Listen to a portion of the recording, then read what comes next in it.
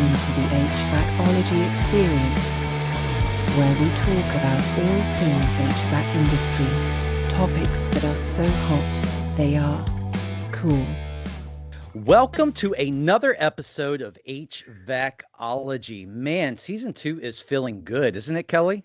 You know what, Ryan? It feels better than season 1. I think we're on our game right now. Mainly Man, you. Oh no, it's you and I are equally yoked. We're just going down this path together. We And really are stumbling it's along. it is. You know what I'm realizing, Kelly, is that as I'm letting my hair grow out a little bit right now. I keep asking my wife, should I cut it? She's like, no, I kind of No, like it. no. But I'm looking more and more like the dentist from the 1964 Rudolph the Red-Nosed Reindeer. Do you know what I'm talking about? Like Herbie the dentist, like he's like, Yes. I want to be a dentist. I'm independent. That guy? Yes. Good job, Kelly. Did you listen to that this past Christmas? Every Christmas. Come on, I'm a child of the 70s. Oh Yeah. man. Gotta Oh love it. man. Gotta love it. You know, we were talking about a little bit before we got onto this podcast, but it is crazy that like I was thinking to myself, artificial intelligence, AI, it's out there, right? It's going to be out there in the So future, but like much. slowly things are seeping in more and more into my daily life. My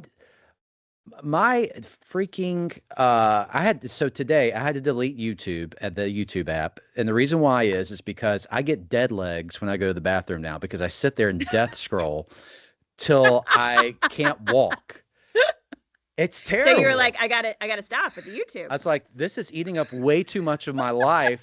Like I need to have more to give to this world than death scrolling through YouTube or social. I actually got rid of Instagram and Facebook a while ago, and Right. now YouTube had to go next. I haven't given up any of I'm not a desk scroller. I read too much. That's I've got a terrible reading addiction. So my Kindle Good, app stays though on my phone. It stays. I'm good not for getting rid you. of it. I wish I had that kind of hobby. You have too many others. It's all fine. I was Googling, I was trying to Google all things Ryan Hudson before this came up because Here I we wanted go. to surprise you with a fun fact. Okay.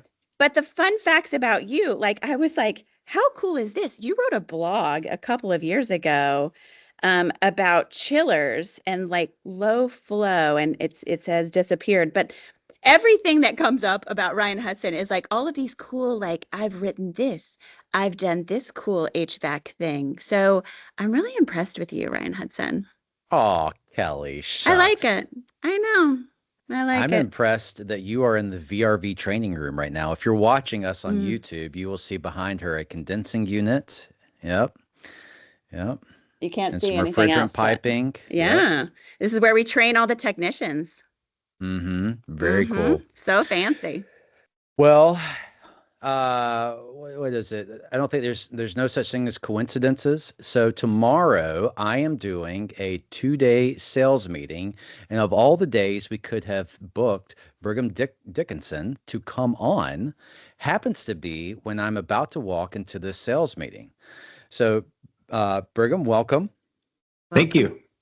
Thank you. I wanted to lend some encouragement to Kelly and her addiction for reading. Look, you can stop it, Kelly. Be strong. You don't have to read No, I don't. anymore. I can watch more TV. That's There right. you go. That's it. At least a few hours a day. Grab some video games. Right? Yeah. Yes, because that's different. That's going to be better for me. Oh, Mm-hmm. I don't know about better. It'll be different. It'll be different for Yeah. sure.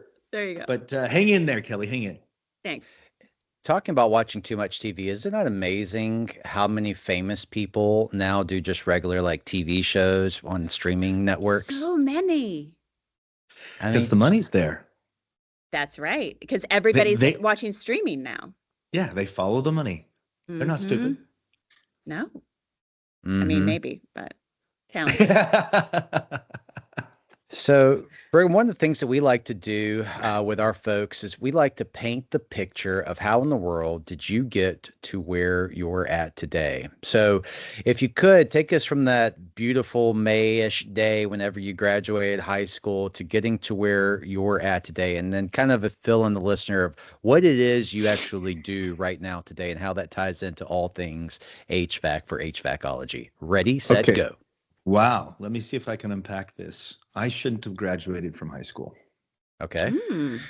I found out that I shouldn't have graduated from high school after I came home from a mission. You see, I went on a mission to Brazil for 2 years right after my mission. So I graduated in June of 95, and I was in Brazil in July of 95. Bro, I was in Brazil and I think 96. Oh my goodness. Were you So on a we were mission trip there. too? I was on a mission trip. Yeah. We were there in Brazil at the same time. How about Same that? time-ish. Somewhere, yeah, in the ballpark. So That's crazy. 95 to 97, I was there. Oh, so So yeah. same time. Yeah. That's Crazy. cool, man. Yeah. What part of Brazil were you in? I went to Rio, and Beautiful then area. I went to we actually, once we got done with some of the mission work, we were helping out with the ministry for youth there. And then we went up to a camp that they took people into the Amazon and helped with fixing Holy some of their piping smokes. they had. And then we went to an island called Buzios and hung out there like the last day or two, it was beautiful. That is awesome. And it really is beautiful. And what's part of what is beautiful is the culture there. The people are so inviting, very kind, wonderful people. So yeah, it was great.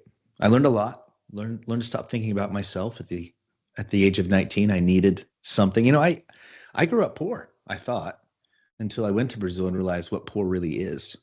Hmm. I realized I had it pretty darn good. When you can walk around barefoot on carpet, that's pretty darn amazing. That is the life of leisure. Hmm. I didn't realize that. I didn't know that until I had to experience it. Or having to take a shower with flip-flops on because bugs will dig into the soles of your feet. It's not a pretty picture. So learned a lot in Brazil. Came back with a whole lot of confidence because my goodness, if you can learn another language, you can pretty much do about anything. At least that's how I felt. I mean, in the beginning, it was rough, but once I learned it, I was like, wow, if I can do this, I can do anything.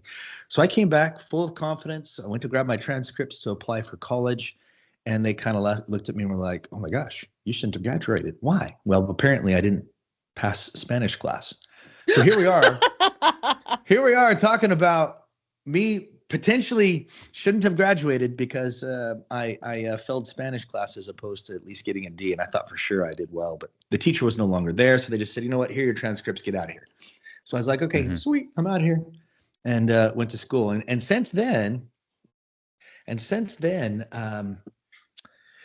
I have been messing around with this and that.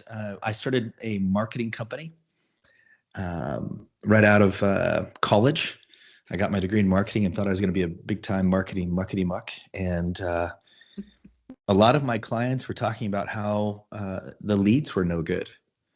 And I was like, what are you talking about? My leads are no good. And they said, well, they just want a ballpark price. They just want to know what you charge to come out. They just want to talk to a technician. And I started listening to the phone calls and I realized that no, it wasn't the calls at all. They were interested in buying a air conditioner. They were interested in buying a furnace. They were calling and inquiring about it, but because they were asking the wrong questions, in other words, they were saying, hey, what do you charge for you guys to come out? Or, you know what, I'm just looking for a ballpark price on this or that. And the CSR would assume that those aren't opportunities, that they were just price shopping, and they'd move on. They'd say, oh, sorry, we don't give pricing over the phone. Okay, thanks, bye. Done. And so I said to the owner, I was talking to Troy Nearings of Nearings Plumbing and Heating in Salt Lake City, Utah. And he said he wanted to put the advertising on hold because he doesn't know how to book, or his team doesn't know how to book those calls. And I said, well, I will train them. Let me train them. And he said, all right, I'll let you train them. We'll see how it goes. Well, we increased the call conversion of those types of calls by 20%. And then about a month later, I got a call from Tom Robichaud of Precision Plumbing and Heating in Boulder, Colorado. And he said, hey, I hear you're working with Troy. You know how this is a small industry, or at least it feels that way, right? Mm-hmm. And I said, yep, I do. I also do his advertising. So if we can get some advertising going. He said, well, I've got advertising covered, but I'll pay you to train my CSRs. And I was like, oh, people will pay me for this. And so I started a business training CSRs, and Tom and Troy got together and they said, hey, we need to help Brigham out. He's doing a really good job for us. Let's see if we can't refer him to somebody really influential and really get his company growing. And so they referred me to a guy by the name of Mike Agugliero of East Brunswick of New Jersey, owned a company called Gold Medal. And Mike called me up and he said, hey, why don't you come down? Why don't you fly down and meet with us? And I can remember booking the flight. Finances weren't great at the time. And so I put it all on a credit card and hoped for the best, hoped that he would sign while I was there. Of course, I forgot to tell my wife about the fact that I was flying across the cross country without any guarantee of a return on my investment. And she wasn't very happy about that. She's like, you should not have done this, blah, blah, blah.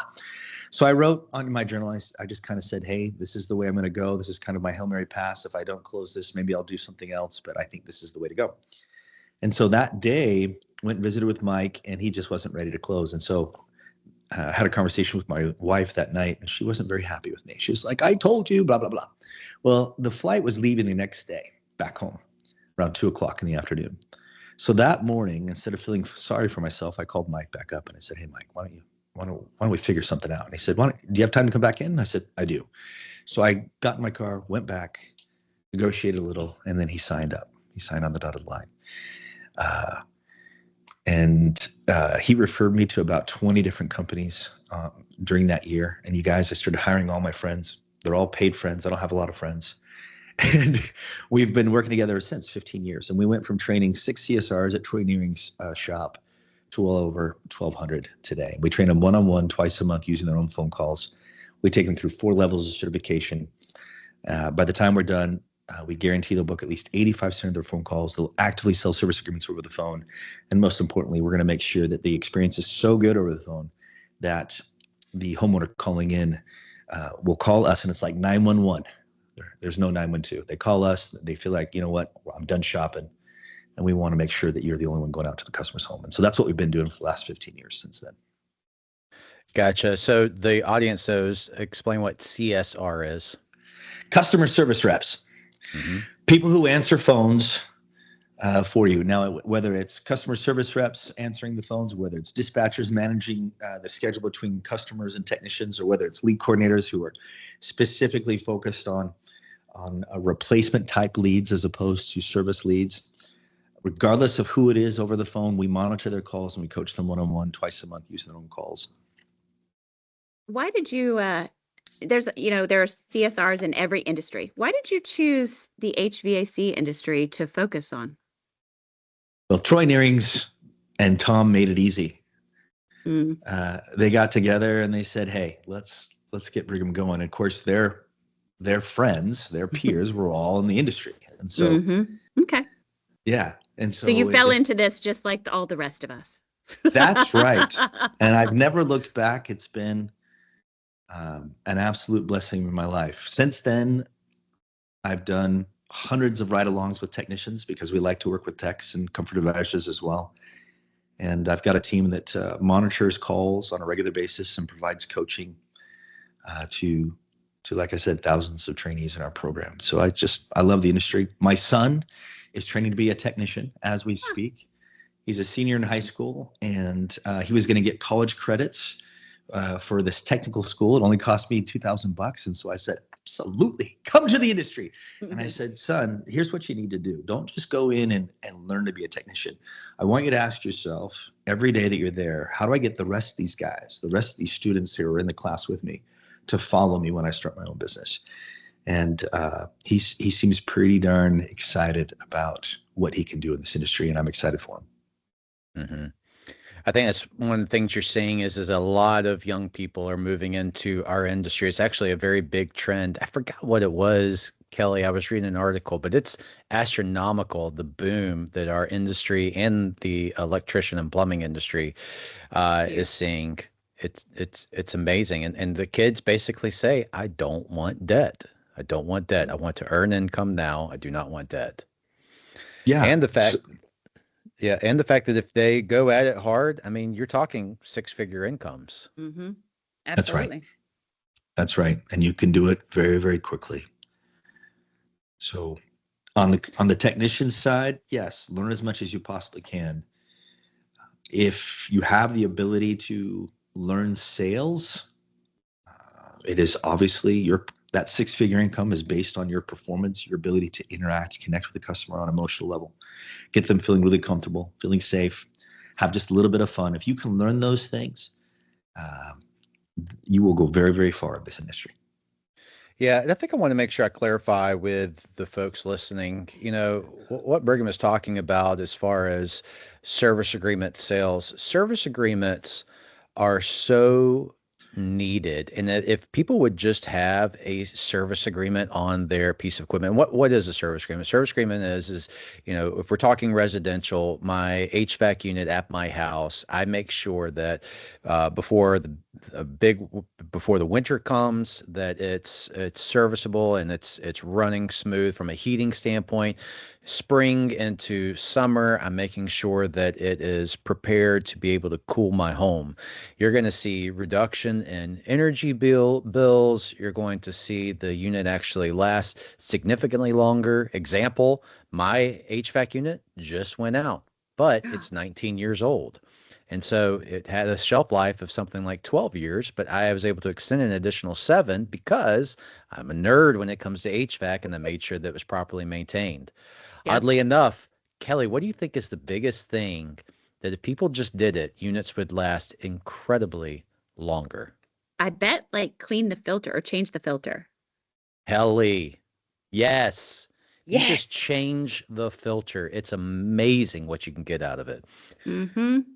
But That worries me, Ryan. Mine is at 19 right now, and I'm worried because yours just went out. So yeah, yeah. I could have fixed it, but it wasn't worth fixing. I'd rather just replace it. Yeah, it's more efficient probably. So, Brigham, tell me, whenever the CSRs are talking with folks, what's the biggest apprehension do you think people have when they receive this phone call? What is the hurdle to say, yes, I would like this no-brainer thing of a maintenance agreement? Like, do they feel like it's snake oil? Do they feel like, I can do this myself, but they never actually get to it? Like, what's the sentiment? Usually when customers call in, they don't want to spend any more money than they have to. So they're already concerned about what it's going to cost them. They weren't planning on it. It usually comes as a surprise that their system's not working all of a sudden. Mm-hmm. And they're fearful. They're fearful. They're fearful. They're frustrated. They're concerned about how much it's going to cost. They're upset that it just happened out of the blue. So you're catching them at a very vulnerable time, right? There's some emotional angst that they're feeling. And it just so happens to be the very best time to sell a service agreement. You see, I'd rather a technician focus in on the customer's needs while in the home as opposed to, hey, let's also think about this agreement. I'd rather have that agreement sold by the time the technician gets there. That way the technician can think about indoor air quality, hot areas, cold areas of the home. If they do plumbing, there's tons of plumbing opportunities. Let me just kind of tell you what I'm getting at. I was at an event a couple months ago, and my daughter called and said, hey, Alicia, my wife, is trying to drill a hole into a doorknob because we had some friends staying at our house and all of their luggage, all of their clothes got stuck in this room and the door locked for whatever reason. And there was no way for them to open it. And I said to Alicia, I asked my daughter to tell Alicia to get a locksmith. Get a locksmith. They'll open the door without ruining the doorknob, without ruining the door. And so the locksmith came, and sure enough, he opened the door in no time flat. And he also replaced the doorknob and he left. And so after he left, I asked Alicia how the experience was. And she said, oh, it was great. He was able to open the door. And I said, that's good. That's good. And if I understand correctly, he replaced the doorknob. He said, yep, he replaced the doorknob. Cool. And how many doorknobs in our house do we have like that? She thought for a second. She's like, all of them? And I said, okay. So today it was luggage. What if tomorrow it's our granddaughter, our 2-year-old daughter behind that door? Are you going to wait for a locksmith? She said, no, I'm going to knock the door down. Cool. Then I'll have to pay for a new door. How about We call the locksmith back and we talk to him about replacing all the doorknobs in there. Now, you can blame anyone you want in this scenario. You can talk about the customer not asking more questions. You can talk about how the locksmith didn't say, hey, I'm happy to replace all the doorknobs while I'm here. I can give you a special deal if you buy all 12, so on and so forth. Between you and I don't want to be in an event and get a phone call where I can't do anything about it. So guess what I would do? I'm not going to care about the price. I'm just going to have him do it. And so it's this scenario in a customer's home that repeats itself over and over and over again. And if you can understand that that's what the customer is dealing with, and great customer service basically says, hey, I want to take care of you today, as well as tomorrow, as well as a year from now and 2 years from now. That's what the service agreement does. It gives you the ability to be in that customer's home on a regular basis so that whatever their need is, you have the ability to take care of it. Not just the thing that you were called out to do, but whatever their need is. Okay. So best time to sell a service agreement is to do it over the phone. Okay. Mr. Jones, I'm looking at your notes. I've noticed that you've called us a couple of times. We've taken care of this over the years. Have you ever considered a service agreement? The only reason why I bring it up is because it prevents things like this, the thing you're dealing with right now, from happening. Now, if you want it, it's very simple. It's $20 a month. I can get you going on it right now. Mm-hmm. And close it. Close it while they're feeling the emotional angst. Now the technician has agreed, right? Because that's what a service agreement is. It's an agreement to serve over the long term. And the goal here is for that technician or that company to be that homeowner's company. For an example, I have my own plumber. Okay, I take ownership of that plumber because he's the guy that comes out whenever I have a plumbing issue. And funny thing, the first time he was here, I said, look, I need a water softener in my pool house. I need a new water softener in the main area. And I also need to make sure that I've got a humidifier that's working well in the main area as well, because it gets really dry here in the desert in southern Utah. So he comes, he takes care of all that. New water softener. He ended up giving me 2 new water softeners. He's got me an not an air purifier, a water purifier in the kitchen. And I didn't see him for 6 months. He comes back in 6 months and he says, hey, Brigham, your salt is all gone from both your water softeners. You totally, basically made me feel like I blew it. I was like, I did blow it. I should have made sure there was water softener in there. And then he said, hey, do you want me to just take care of this every 6 months? And I'm like, yeah, I'm never home. Please take care of this for me. And now he comes on a regular basis, every 4 months. He puts salt in both my water softeners and I don't have to worry about it, right? I don't have to worry about my appliances going bad. He takes care of it, right? Everyone that is in home improvement or home services of any kind should be selling these things like hotcakes, because most of the time people don't want to worry about it. Some are concerned about price, yes, but most don't want to worry about it. They don't care about the price. They don't want to worry about it. So just offer it. Yeah, I think the thing that hangs up residential folks when it comes to a service agreement is whenever they can see their TV and they can see their channels, so they have cable. Their car can be seen by other people and they can hit that gas pedal. But air, it's magic. It's just magic, and they don't ever see it like they just know it's always comfortable in their home. And then when it's not, the whole world falls apart, especially where we're at, or me in particular in Columbia, South Carolina, where it is hot and humid as Hades. So what you're saying here is that really it's a point of understanding the person's pain point and then being able to be the person quick to be useful, helpful for them, and help them hit the proverbial easy button. Because the world is really, as we were talking earlier about AI, the world is moving to the easy button everywhere. And so we want that unit to be serviced and maintained. And it's just a function of how do you say it in such a way to where they're comfortable with you and want to do business with you. And I'll say it on the flip side too, Brigham, is that as somebody who used to own an HVAC company, there's some folks that I don't want to do business with. Like I've worked with them before, and they're nightmares to have to deal with. Mm-hmm.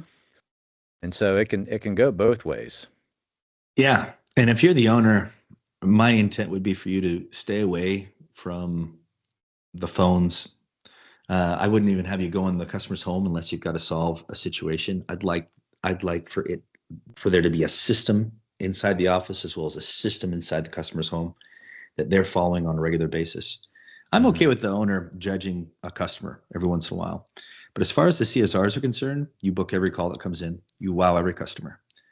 And if there's a customer that is put on the do not call list or what have you, definitely want to make sure that that's done by management and not by the rank and file of the team. The reason why I bring that up is because sometimes rank and file gets in their minds that there are certain customers that we don't want to work with, and they say no to more customers than they should. Right? You spend a bunch of advertising to make the phone ring, and then they judge that customer to be a price shopper, and they file them into a group that where we have zero opportunity to work with them, where it could be that they just didn't know what really to ask except for how much is it. Mm-hmm. We cannot judge a customer off of a 90-second phone call.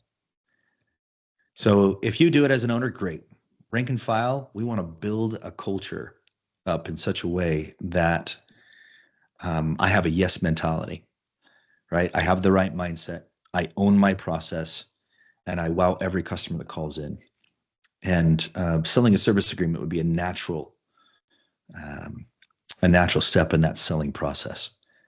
And the same thing would be true with the technician. I'd want them to go in recognizing that their objective is to create an environment of safety, comfort, and fun. And inside that environment, my goal is to earn the tour, not just the thing that I was called out to do, but the tour where I can walk around with the customer and take a look at everything that's going on. And they feel safe, they feel comfortable, and they're having fun. So it's okay for them to do that, right? They've already gotten the day off for us to come anyway. Once you've created that environment, you've got the tour, you're going to get very curious about what's going on inside the customer's home. You're going to provide options, and then you're going to simply get to yes or no. If you do that, you follow that process, you're going to find that you'll be able to take care of a whole lot more than just the thing that you were called out to do, and that your sales conversion will go up as well. So yes, I agree with you to a certain extent, but more importantly, rank and file, whether it's over the phone, whether it's in the home, let's have a system and a process and the right mindset. Make sure the culture is right so that we can get the most out of our team. So how is it that you go about finding good customer service representatives? Because that seems to be a problem that, I have friends still in the industry for the residential business. How do you find those good folks? So I look for people with great attitude. If they have a great attitude, they can be taught, they can be trained. Right? Mm-hmm. With customer service reps, I like to practice with them beforehand. Mm-hmm. But of course, that's when they're already in the funnel. How do you get them in the funnel? Well, I hate to just refer another company on the podcast, but I'm going to do it. Who Hire is an awesome company for recruiting, whether it's technicians, whether it's CSRs. We have a bunch of CSRs in our training program, and whenever one of our clients says, "Hey, we're down a CSR," we refer them to Who Hire. And they specialize in the industry, and they are phenomenal at finding CSRs and techs in your local market. So short answer to your question, Ryan, let's get the right help. Let's get the right help. Let's hire Who Hire. Yeah, very good. So one of the things that I think is a kind of a talking point that you've developed over the years as you've been been in your business is how company culture dictates your bottom line. Kind of give us an overview of what that looks like, because that's something I'm very interested in. Culture seems to be the thing that people uh, keeps people engaged in your business. No longer are we in the 1990s Wolf of Wall Street kind of mentality, right? Where you just say, this is what you're going to do and lord over them or micromanage them. It's really, you've got to create the right culture to where good quality folks want to stick around because they're in for the experience more so than maybe the income in some senses. So Your culture starts with training. You want to set the precedent in the hiring process that you are a company that trains everyone on a regular basis. And the way that you go about doing that is you'd simply say in the hiring process, you'd say, here's a small script. I want you to take 5 minutes and review it a couple of times, and then we're going to practice, just the two of us. If it's for a customer service rep, I would take the first 30 to 50 seconds of a phone call. I teach them to show the customer how they're listening, show them how they care, and reassure them they've called the right place. I'd like for them to do that in the beginning. So I'd have them look at the script, review it for a second, and then I'd role play with them. So thanks for calling Totally Awesome Heating and Cooling. This is Brigham. How can I help? Hey, I've got this air conditioner and it's blowing hot air. Now, if they follow the script, it's going to be somewhat like this. It's a great question. Can you tell me more about your situation? What's going on? Well, I've got this air conditioner. It's blowing hot air. My gosh, that's terrible. How long has it been doing that? Oh, last couple of days. Well, that's not good. That means you've been in this heat for the last 48 hours. Yeah, it's not good. My wife is upset. I've got a 4-month-old baby. I need to get this thing fixed. Well, look, you've called the right place. We can totally help you. When would you like us out? Oh, this afternoon would be good. So I'd give them the script and I'd practice that with them just to see how receptive they are to practicing. I'm not too concerned about how well they sounded, just to see that there is a willingness for them to practice. Now, by doing that in the hiring process, you're showing them that we are a training company. We practice. That's what we do. That's just part of our culture. So once you start building that precedent that we are a training culture, whether you're a CSR, a dispatcher, lead coordinator, whether you're counting beans, whether you're a technician that's going out to the customer's home, we are a culture that practices and trains on a regular basis. And you've got to be willing and have the right attitude to do that. That's number one. Once you find that this individual that you're interviewing or group of individuals that you're interviewing, that they are willing and they have the right attitude to learn, they're going to learn some really great things that are going to affect their income in a very positive way. At which point, you've got to make sure that you're building the culture in such a way that you have the right mindset, you own your processes, that you can sit down with them and you can simply say, and this is one-on-one, you simply say, hey, where do you see yourself in the company? Totally Awesome.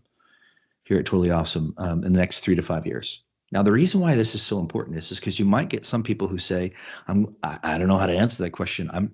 Truthfully, I don't plan to be here in 3 to 5 years. Oh, well, isn't that a good thing to know?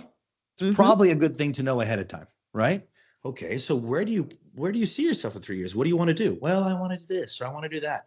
Now, many times you're going to be able to realize that there are dreams that they have, ambitions that they have, that they can do inside the organization that they're currently working with. And you got to help them see that and sell them on that. And then they go, wow, I didn't realize that you'd be open to have me do this or have me do that inside your organization.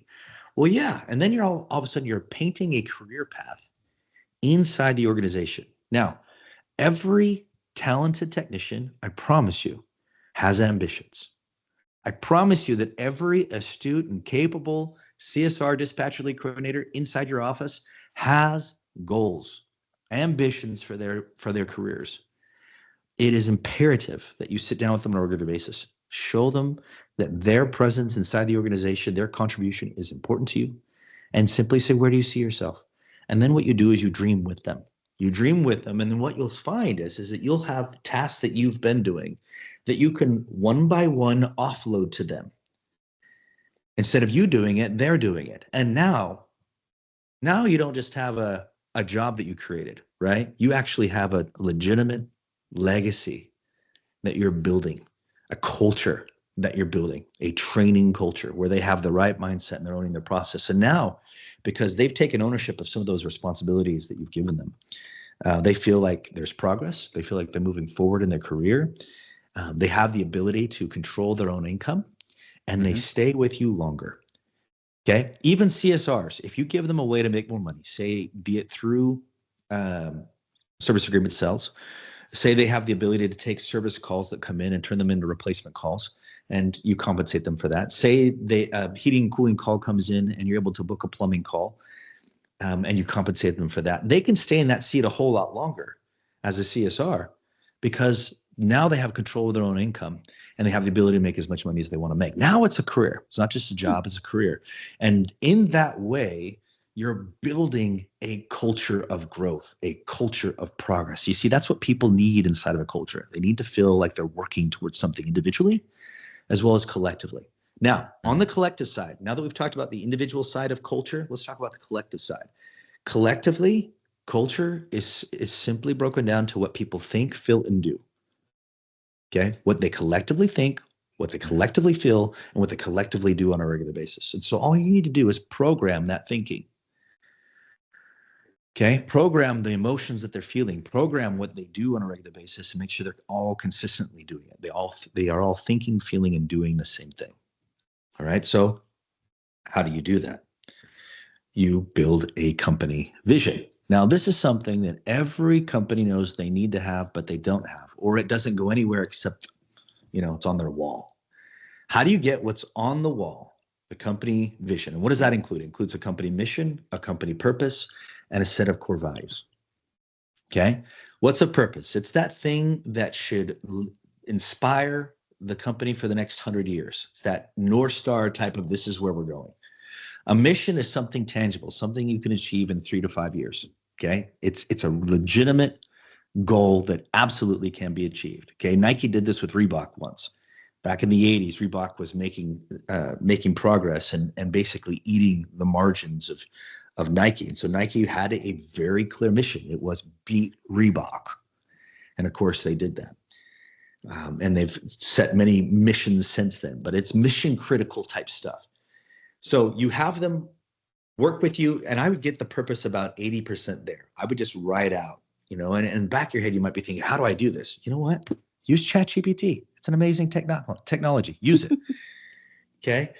Type in the things that are important to you and work with ChatGPT to kind of wordsmith it. And then you basically get your team involved and you say, look, I've got it 80% there. The purpose is 80% there.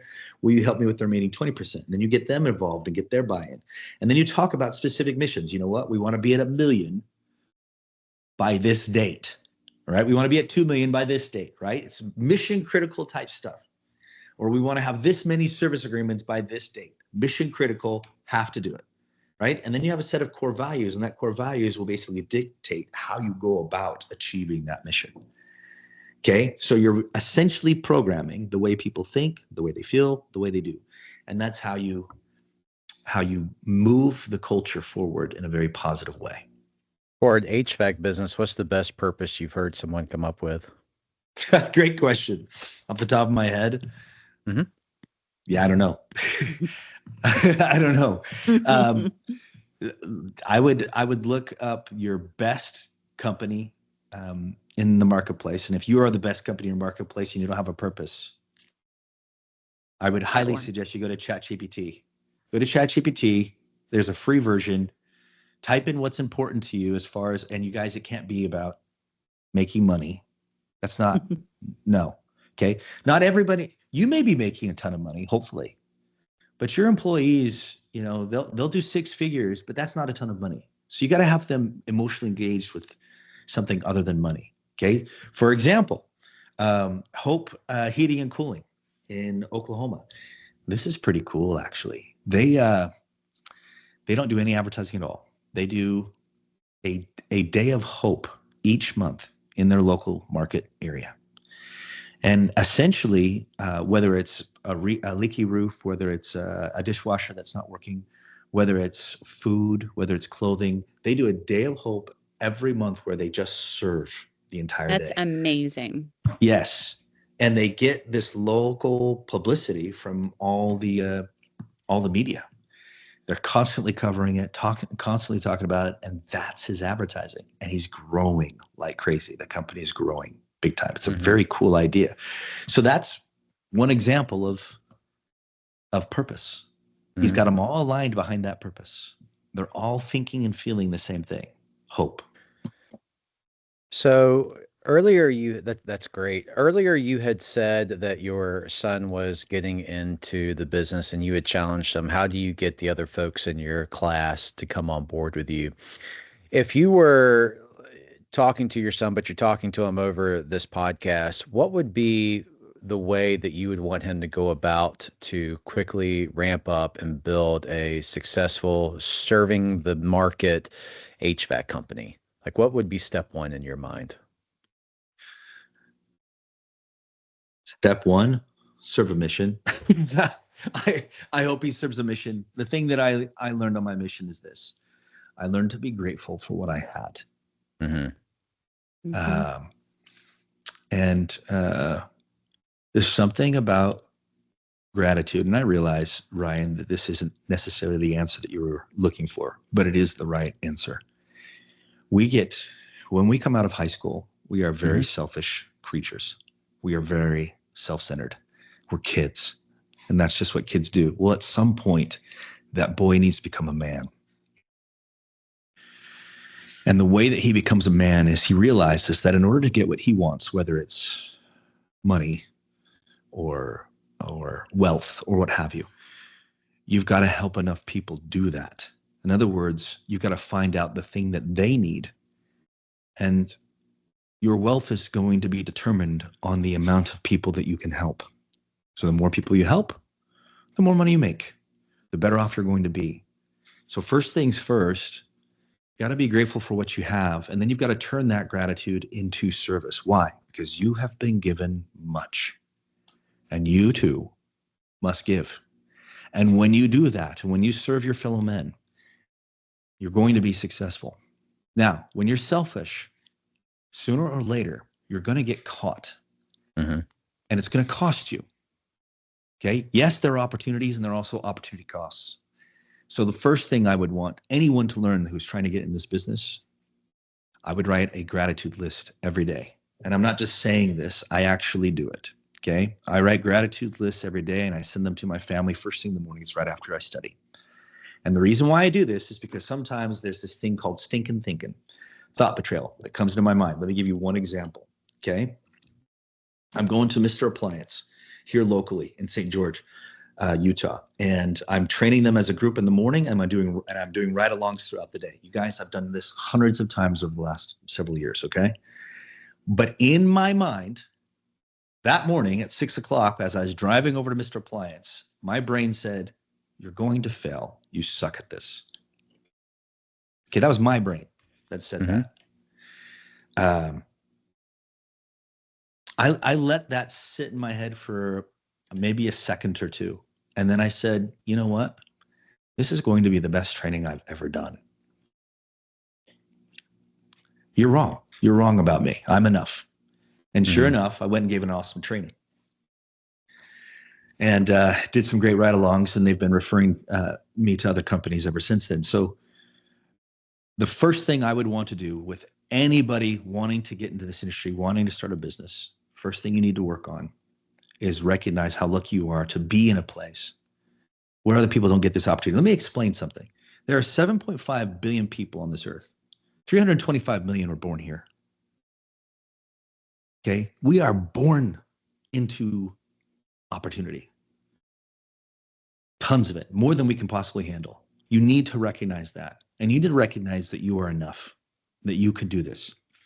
If I can do this, anybody can do this. And what you do is you turn that gratitude into service, that you're going to serve as many people as you possibly can.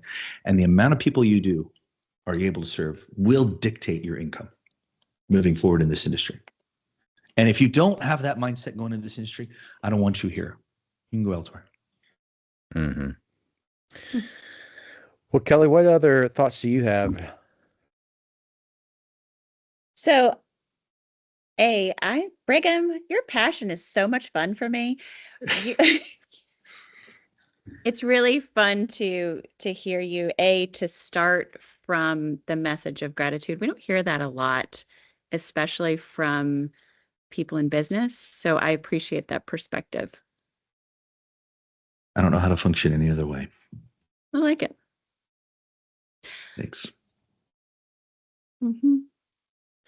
There was a study that came out about the best leaders that they could find. I forgot who it was that did the study, but the overarching word that described all of these leaders was the word humble. I thought that was pretty interesting. Well, very good. Brigham, thank you so much for your time today. And I think we're better for it. And if folks, I did get a chance to check out your website and look like there were some pretty interesting books on there. How can folks find out more about you? So Power Selling Pros is one way to learn more about the services we provide, CSRs. We also do ride-alongs with techs. We've got some great tools there as well. So powersellingpros.com. If you want any of the books that I've written, you just go to brighamdickinson.com and you'll find an easy way to take a look at those books and maybe even order those books. So just brighamdickinson.com. And that's how you can gain access to the books. Very good. Well, thank you so much for your time today, and thank you for thinking through how to sell maintenance agreements and what it looks like to have your company culture improve and improve your bottom line as well. Kelly, if Yes, folks sir. enjoyed this podcast, how in the world do they find out more about it, or how in the world do they get more of HVAC-ology? Well, what they should do is subscribe to our channel at any one of the platforms that you might listen to a podcast on. Well, follow it, like us, subscribe, do all the things. Well, with that, we're all done. We're all done. Thanks so much. Bye-bye. Thank y'all. Bye.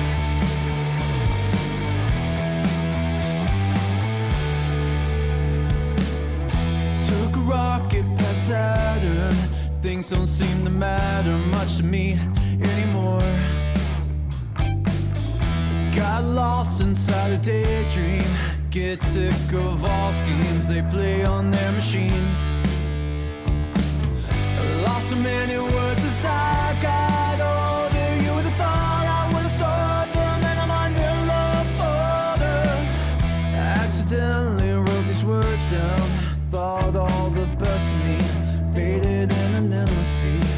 But you always bring me back at your blue eyes. 20 years of staring at that freckle on your left shoulder. Who would have thought all I needed was to think of you to bring back the words inside? But you always bring me back at your blue eyes. 20 years of staring at that freckle on your left shoulder. Who would have thought all I needed was to think of you to bring back the words inside of me?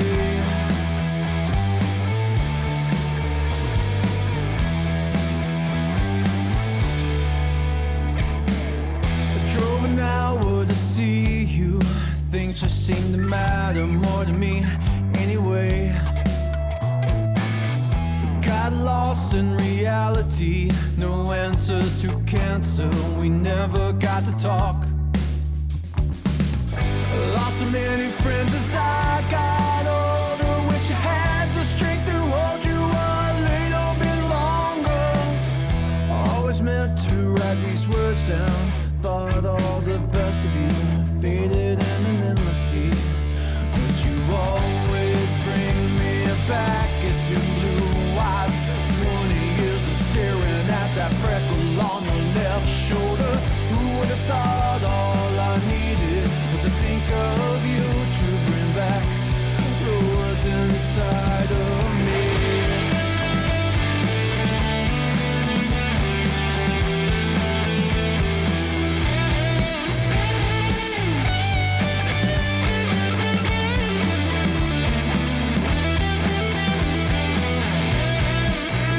You always bring me back at your blue eyes.